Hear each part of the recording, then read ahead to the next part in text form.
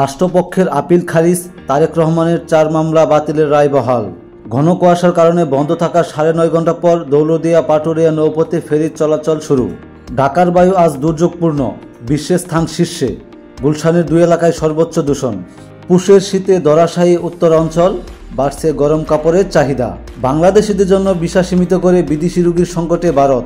গাজায় 24 ঘন্টায় ইসরায়েলি হামলায় নিহত আরও অর্ধশতাধিক ফিলিস্তিনি। সমুদ্রপথে মালয়েশিয়া প্রবেশের চেষ্টা, আটক 300 রোহিঙ্গা। বৈষম্য বিরোধী ছাত্র আন্দোলনের সাতক্ষীরা কমিটির 9 সদস্যের পদত্যাগ। তাহসানের নতুন অধ্যায় শুরু, বাঙ্গনের সুর মিথিলার সংসারে। ভারতকে হারিয়ে 10 বছর পর বর্ডার গাভাস্কার ট্রফি জিতল অস্ট্রেলিয়া। দৈনিক বার্তা, স্বাধীনতার পক্ষের দই।